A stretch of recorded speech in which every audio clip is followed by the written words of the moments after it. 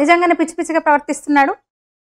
అన్ని దేశాల మీద ఆంక్షలు, ఒత్తిళ్లు, అసలు విపరీతమైన ఇబ్బడి ముబ్బడిగా టారిఫ్లు వేసేసి, ఇంకా భారత్ కూడా 25% టారిఫ్, ఇంకా చైనాతో అయితే చెప్పక్కర్లేదు. అయితే ఈ మధ్య భారత్ మీద ఏడుస్తున్నాడు. భారత్ రష్యా స్నేహం మీద కూడా కడుపు మండుతుంది ట్రంప్కి. అయితే కొన్ని దేశాలు, చిన్న చిన్న దేశాలు ట్రంప్ ఒత్తిడికి, హెచ్చరికలకు లొంగిపోతున్నాయి పాపం. ఈ నేపథ్యంలోనే ఒక శుభవార్త అని చెప్పొచ్చు. యాపిల్ ఫోన్ల ఉత్పత్తిని భారత్లో విస్తరించేందుకే సిద్ధమని టిమ్ కుక్ ప్రకటించాడు, సీఈఓ, యాపిల్ సీఈఓ. ఎందుకంటే యాపిల్ సీఈఓ మీద కూడా ఒత్తిడి పెంచాడు ట్రంప్. యాపిల్ ఫోన్లను అమెరికాలోనే తయారు చేయాలి, భారతదేశంలో ఉత్పత్తి చేయొద్దు, ఒకవేళ భారతదేశంలో తయారు చేయాలనుకుంటే అక్కడ చెయ్యి, కానీ అమెరికాలో విక్రయించే ఫోన్లు మాత్రం అమెరికాలోనే తయారు కావాలని ఒక కండిషన్ పెట్టాడనమాట. అయితే ట్రంప్ హెచ్చరికల్ని ఏమాత్రం ఖాతరు చేయట్లేదు టిమ్ కుక్. భారత్లోనే యాపిల్ తయారీని విస్తరిస్తామని తెగేసి చెప్పారని చెప్పొచ్చు. 2024-25 ఆర్థిక సంవత్సరానికి $22 బిలియన్ విలువైన ఫోన్లను ఉత్పత్తి చేసింది భారత్లో యాపిల్. అంటే గత ఏడాదితో పోలిస్తే 65% ఎక్కువ అనమాట. అవన్నీ కూడా అంటే భారత్లో ఉత్పత్తి అయిన ఫోన్లన్నీ కూడా అమెరికాకి ఎక్కువ దిగుమతి అవుతాయి. ఫ్యాక్స్కాన్ వంటి ఇక్కడ భాగస్వామ్య వీటితోటి భారతదేశంలో కొత్త ఫ్యాక్టరీలన్నీ, మరికొన్ని కొత్త ఫ్యాక్టరీలు కూడా రాబోతున్నాయి. ఇప్పటికే చెన్నైలో ఫ్యాక్స్కాన్తో యాపిల్ ఉత్పత్తి జరుగుతుంది కదా. మరింత పెట్టుబడులు పెట్టేందుకు, తన బిజినెస్ ని విస్తరించేందుకు, యాపిల్ తయారీని విస్తరించేందుకు, ఫోన్ల తయారీని విస్తరించేందుకు టిమ్ కుక్ ఇంకా ప్లాన్ లో ఉన్నాడు. అసలైతే గతంలో కుక్కి ట్రంప్కి మంచి సంబంధాలు ఉండేవి. 2019లో అప్పుడు కూడా ట్రంప్ అధ్యక్షుడుగా ఉన్నప్పుడు కుక్ ట్రంప్తో చర్చలు జరిపి చైనా నుంచి అమెరికాకు దిగుమతి అయ్యే ఐఫోన్ల మీద 10% సుంకం నుంచి మినహాయింపు పొందిండు. అంటే ఎక్కువ శాతం అప్పుడు చైనాలో ఎక్కువ ఉత్పత్తి అయ్యేది, చైనా నుంచి ఎక్కువగా అమెరికాకి వెళ్ళేవి అనమాట. ఆ తర్వాత ఇండియాలో ఇంకా యాపిల్ ఫోన్ల ఉత్పత్తి పెరిగింది. అట్లా ట్రంప్ అంత హెచ్చరిస్తున్నా భారత్లో యాపిల్ తయారీని మాత్రం అస్సలు ఆపలేదు. ఆపకపోగా మరింత విస్తరిస్తామని ఆయన స్పష్టం చేసిండు అనమాట టిమ్ కుక్. ఎందుకంటే చైనాలో విపరీతమైన సుంకం, చైనాలో తయారు చేసి పంపిద్దామంటే చైనా మీద విపరీతంగా టారిఫ్లు వేశాడు. దీంతో ఆల్టర్నేట్ గా భారతే తనకు సరైన మార్కెట్, భారతే తనకు సరైన బిజినెస్ పాయింట్ అని టిమ్ కుక్ అర్థమైపోయింది. అదే సమయంలో ట్రంప్ ఒత్తిడికి దూరంగా ఉండడానికి $500 బిలియన్ పెట్టుబడి ప్రణాళికలను కూడా టిమ్ కుక్ ప్రకటించాడు. అయితే అవి ఏంటంటే డేటా సెంటర్లు, సర్వర్ తయారీ, అలాగే మ్యాక్ ప్రో వంటి నిర్దిష్ట ఉత్పత్తుల కోసం మాత్రమే, ఐఫోన్ల ప్రొడక్షన్ కోసం కాదనమాట. అరే టారిఫ్ల మీద టారిఫ్లు, ముఖ్యంగా అమెరికా కంపెనీలు భారత్ రాకుండా చేసే ప్రయత్నాలు చేస్తున్నాడు ట్రంప్. అంతే కదా, మొన్న చూసినాం మనము భారతీయులకు కంపెనీలో ఉద్యోగాలు ఇవ్వద్దని కూడా కంపెనీలకు ఒక ఏమంటారో ఆదేశించాడని చెప్పొచ్చు. రండి మా దగ్గరికి రండి, పెట్టుబడులు పెట్టండి, జాబ్స్ ఇవ్వండి అమెరికన్స్ అంటున్నా కూడా టిమ్ కుక్ లాంటి వాళ్ళు బేఖాతరు చేస్తున్నారు. ఎందుకంటే భారత్లో ఉన్న పరిస్థితులు వాళ్ళకు అనుకూలంగా ఉన్నాయి. ఇక్కడ తక్కువకు లేబర్ దొరుకుతారు, కాస్ట్ ఆఫ్ ప్రొడక్షన్ కూడా తక్కువ ఉంటుంది, జీతాలు తక్కువ. అదే అమెరికాలో యాపిల్ తయారు చేస్తే ఇప్పుడున్న రేటు కన్నా డబుల్ రేటుకి అమ్మాల్సి వస్తుంది, రెట్టింపు ధరకు అమ్మాల్సి వస్తుంది. అదే భారత్లో అయితే తక్కువ రేటుకు, అంటే తక్కువ ధరకు ఉత్పత్తి అవుతుంది.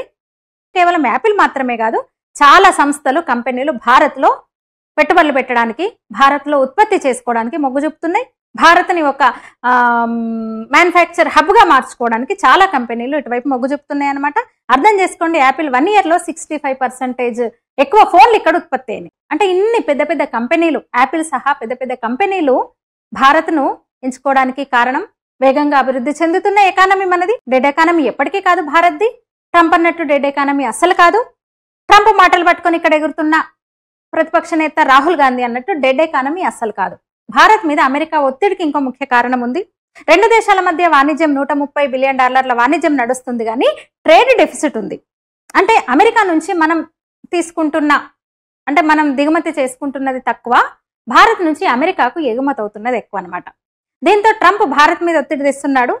ముఖ్యంగా కొన్ని రంగాల్లో జోక్యం కోసం, అంటే ముఖ్యంగా ఫార్మా, అగ్రికల్చర్, అలాగే డైరీ, అగ్రి రిలేటెడ్ వ్యవసాయ ఆధారిత రంగాల్లో జోక్యం కోసం, అంటే మార్కెట్లో మాకు ఇవ్వండి, మా ఉత్పత్తులను మేము అక్కడ విక్రయించుకుంటాము, రూల్స్ ను లీనియంట్ గా ఉండాలి, ఆ రూల్స్ మీ రూల్స్ అని అమెరికా ఒత్తిడి తెస్తూ వస్తోంది. అలాగే జన్యు మార్పిడి ఉత్పత్తులు, ముఖ్యంగా ఫుడ్ ప్రొడక్ట్స్, దీనికి సంబంధించి కూడా అమెరికా ఒత్తిడి తెస్తోంది, పర్మిషన్ ఇవ్వాలంటుంది.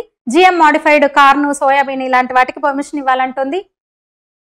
అలాగే డైరీకి సంబంధించి చీజ్, ఇతర పాల ఉత్పత్తుల కోసం కూడా అనుమతి ఇవ్వాలి, భారత మార్కెట్లో అనుమతి ఇవ్వాలని అమెరికా ఒత్తిడి తెస్తుంది. ఈజీ ఎంట్రీ ఇవ్వాలి మాకంటుంది.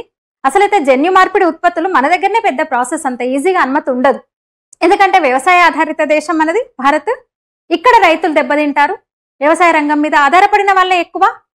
ఇక పౌల్ట్రీ, డైరీ అంటే కూడా వ్యవసాయ అనుబంధ రంగాలే కదా. అందుకని భారత్ ఈ విషయంలో మాత్రం అస్సలు ఒప్పుకోవట్లేదు. మళ్ళీ ఈ నెలలోనే ఇంకా చర్చలు జరుగుతున్నాయి. ఇంతకుముందు వాషింగ్టన్లో, ఢిల్లీలో చర్చలు జరిగినాయి. మరొకసారి దీనికి సంబంధించి ఢిల్లీ రానుంది వాషింగ్టన్ నుంచి బృందం.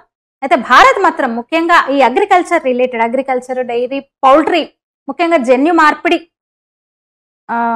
దీనికి సంబంధించి ఫుడ్ ప్రొడక్ట్స్ సంబంధించి ఒప్పుకునేదే లేదని చెప్తోంది. ట్రంప్ కడుపు మంటకు మెయిన్ అది కారణం అన్నమాట. ఈ భారత్ రష్యా మధ్య వాణిజ్యము ఇది కూడా ఇంకా మండుతోంది. రష్యా నుంచి మనం ఎనర్జీ కొనుగోలు చేస్తున్నాము, డిఫెన్స్కి సంబంధించి, మిలిటరీకి సంబంధించి కొన్ని మనం రష్యా నుంచే కొనుగోలు చేస్తాం ముందు నుంచి కూడా. అయినా సరే అమెరికాతో ఉన్న ట్రేడ్ డెఫిసిట్ని కంట్రోల్ చేసే ప్రయత్నం కూడా చేస్తుంది భారత్. ఎనర్జీని ఇంపోర్ట్ చేసుకుంటామంటుంది, డిఫెన్స్ రిలేటెడ్ ప్రొడక్ట్స్ కోసం కూడా ట్రై చేస్తుంది అమెరికాతో. అయినా సరే ట్రంప్ మూర్ఖంగా వెళ్తున్నాడు. అయితే దీని ప్రభావం ఖచ్చితంగా అంటే భారత్ మీద ప్రభావం ఉంటుంది డెఫినెట్గా. పెద్ద మార్కెట్ మనకి అమెరికా, భారత్తో ఎక్కువ మనకు ఎక్స్పోర్ట్ చేసేది మనం అమెరికాకే.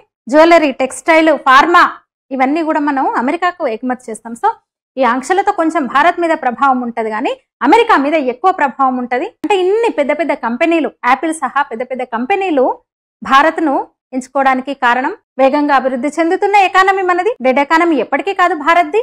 ట్రంప్ అన్నట్టు డెడ్ ఎకానమీ అస్సలు కాదు. ట్రంప్ మాటలు పట్టుకొని ఇక్కడ ఎగురుతున్న ప్రతిపక్ష నేత రాహుల్ గాంధీ అన్నట్టు డెడ్ ఎకానమీ అస్సలు కాదు. ఈ వీడియో మీద మీ అభిప్రాయం తెలియజేయండి, లైక్ చేయండి, షేర్ చేయండి, ఛానల్ని సబ్స్క్రైబ్ చేయండి. ధన్యవాదాలు.